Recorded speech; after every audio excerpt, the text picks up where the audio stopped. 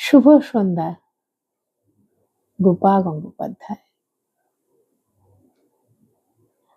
আমি তো কখনো আপনাদের সঙ্গে গল্পই করি না, হয় কবিতা, নাটক, না হয় রাজনীতির কথা। এর বাইরেও কিন্তু আমার একটা গল্প করতে ইচ্ছে করলো আজকে। এটা কিন্তু আমার খুব ব্যক্তিগত কথা। সেটা হলো আমার বংশ পরিচয়ের কথা। আমি যে বংশে জন্মেছি আর কি। আমার ঠাকুরদা ছিলেন বরিশাল জেলার কলসকাঠির রাজা রত্নেশ্বর রায়।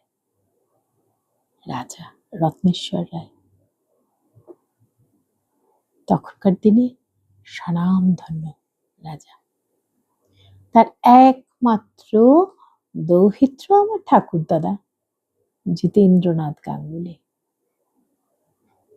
যদিও বিপ্লবীদের খাতায় তার নামটা ছিল জুরান গাঙ্গুলি। আমার ঠাকুরদাদার বাবা কালীচরণ গাঙ্গুলি ছিলেন ইংরেজদের জেলা কালেক্টর। ছেলে অবশ্য আইএ পড়তে কলেজে ভর্তি হয়ে মাস্টারদা সূর্য সেনের শিষ্য হয়ে যান। তারপরে তো যা হয় আর কি, খুব ছোট্টবেলায় বিয়ে। তারপরে আমার ঠাকুরদাদা একমাত্র জন্মেছিলেন, কোনো ভাই বোনও নেই, হালালের ঘরের দুলাল।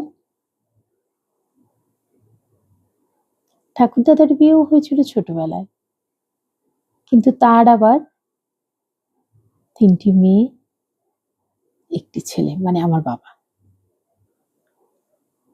উনি বারংবার জেলে গেছেন, স্বাধীনতা আন্দোলনের কাজে বাইরে পড়ে থেকেছেন, ফিরেছেন, আবার চলে গেছেন, এরকম করেই কাটছিল। আমার ঠাকুরদাদা যেহেতু রাজা রত্নেশ্বর রায়ের নাতি, তাদের দোলতলা ছিল, চণ্ডী মণ্ডপ ছিল, দুর্গা মণ্ডপ ছিল, 2টো তালুক ছিল নিজস্ব। তাদেরও জমিদারি আনার ব্যাপার স্যাপার ছিল। বরিশালে বাজারের ওপর 7টা নাকি দোকান ছিল। চণ্ডী মণ্ডপটা নাকি বিশাল বড় ছিল, তার তলায় গুম ঘর ছিল। হয়তো তার আগে যারা ছিলেন তারা মানুষকে মেরে ফেলতে পারে, ওই গুম ঘরে ফেলে রেখে দেয়। কিন্তু আমার বাবার কাছে শুনেছি, বাবা বেশি বয়সে তো আসেনি, ছোট বয়সেই এসেছে, ক্লাস 5-6-এ, কিন্তু জ্ঞান তো তার মধ্যে যথেষ্ট বড় হয়ে গেছে। তাতে নাকি বাবাদের কলকাতা থেকে নৌকা ভর্তি কাপড় যেত, ওই গুম ঘরটাই ছিল তাদের গোডাউন ব্যবসার। বেশ জমিদার ব্যাপার। আমার ঠাকুমারা পালকি করে রোজ চণ্ডী মণ্ডপে যেতেন।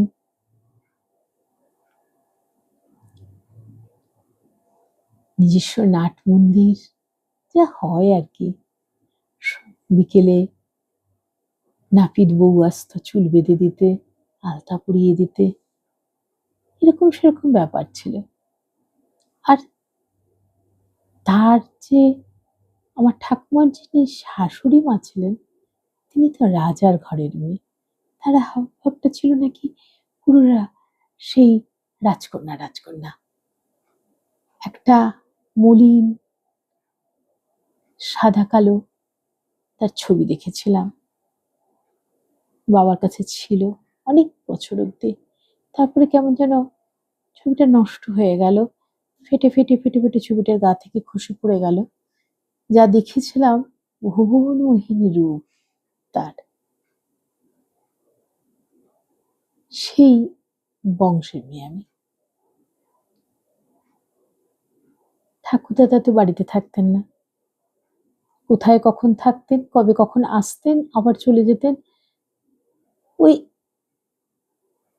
নিজেরাই ওই নায়েব টায়েব নিয়ে বেশ চলে যাচ্ছিল। তারপর তখন ঠাকুরদাদার জেলে খবর এলো, পা ব্রিটিশের পুলিশ মেরে পা ভেঙে দিয়েছিল। চিকিৎসা করায়নি তো, ওই 7 ফুট লম্বা মানুষটার একটা পা ছোট হয়ে গেছিল, আর মুখ ভর্তি যক্ষা। এই সময়ই দেশভাগ। আমার ঠাকুমা সব ফেলে এক বর্ষে, আমার ঠাকুরদাদা সন্ধ্যেবেলা একটা চিঠি এসে পৌঁছলো, যার হাত থেকে সে ঠাকুমাদের মুসলিম প্রজা, যে তোমরা কলকাতায় আসো, আমি বালিগঞ্জের পার্টি অফিসে তোমাদের জন্য অপেক্ষা করব। জেল থেকে সে ছাড়া পেয়েছে, তারপরে তার সহকর্মীরা নিয়ে গেছে বালিগঞ্জের পার্টি অফিসে। এটুকুই আমার ঠাকুমা জানে, কলকাতা জানে না, এই নতুন ভারতবর্ষকে জানে না। তার জানা ছিল দুটো জায়গা, একটা ঝালরকাঠি তার বাপের বাড়ি, আর একটা কলসকাঠি তার শ্বশুরের জমিদারি। পণ্ডিত বাড়ির মেয়ে ছিলেন, সেকালের বৃত্তি পাওয়া, জলপানি পাওয়া। যাই হোক, এক বৎসরে 3 মেয়ে আর ছেলেকে নিয়ে বাংলাদেশে ছেড়ে নিজের ভিটে, তুলসী মঞ্চ, দোলতলা, চণ্ডী মণ্ডপ, জগদ্ধাত্রী মন্দির, কুলদেবী, মনসা মন্দির, রাধাকৃষ্ণ মন্দির, মস্ত বড় বড় পুকুর, গোয়াল ভর্তি গরু, বিলাস বেসন, অর্থ অলংকার, আসবাব, ইটের গাঁথনিতে ছিল গাঙ্গুলি পরিবারের ইতিহাস, বহুদিনের। রোজ যে পালকিটা চড়ে যেতেও চণ্ডী মণ্ডপে আমার ঠাকুমা, সেই পালকিটাকে ছেড়ে পায়ে হেঁটে 3টে শিশু সন্তান নিয়ে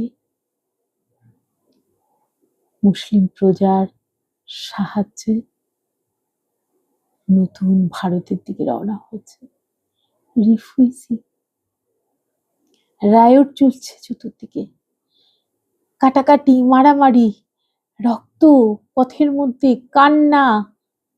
সেই ফোবিয়াটা ঠাকুমাকে শেষ বয়স অব্দি আমি করে যেতে দেখেছি। তখনও ভয় ছিল তার।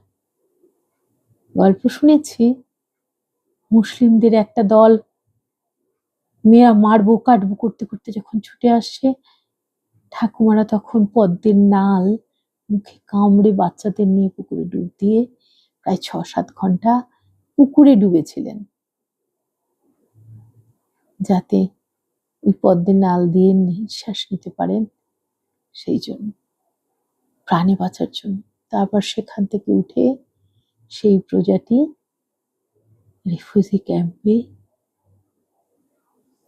ছেড়ে দিয়ে গেল রাজা রত্নেশ্বর রায়ের বংশধরকে। কি ভীষণ দারিদ্রতা! রিফিউজি ক্যাম্প থেকে আমার ঠাকুমার তখন তো কিছু চিনতে নেই না। এই নতুন দেশ ভাগ, এই ভাগের পরে যে ভারতবর্ষ, এই ভারতবর্ষটা তার চেনা ছিল না। কলকাতা থেকে তাদের ব্যবসার মাল যেত কলকাতা, এটুকুই তার জানা। সে মস্ত শহর, কিন্তু শহরটা কেমন জানে না। রিফিউজি ক্যাম্পে তো ভীষণ দুর্দশা ছিল, কি বলবো। সেই সব গল্প শুনলে এখনো আমি যদি বলতে যাই, হয়তো আপনারাও শিউরে উঠবেন। কে মরছে, কে বাঁচছে, কার অসুখ, কি খেতে পাচ্ছে, ছিঁড়ে গুড় খেয়ে দিনের পর দিন বাচ্চাদের নিয়ে পড়ে থাকা। তারপর হঠাৎ করে এর মধ্যে আমার ঠাকুরদাদাকে তো খুঁজে পাওয়ার কোনো কারণই আসছে না। তিনি তো কিছু চেনেনই না, কে নিয়ে যাবে তার কাছে? হঠাৎই একদিন এরকম 3 মাস কেটে গেছে, কিচ্ছু উপায় অন্তর নেই, ওভাবেই হোগলা ঘরে সব রিফিউজিদের সঙ্গে সেও বাচ্চাদের নিয়ে সময় কাটিয়েছে, দিন কাটিয়েছে। তারপরে হঠাৎ একদিন সেখানে কলকাতার বালিগঞ্জের পার্টি অফিস থেকে একজন লোক উপস্থিত।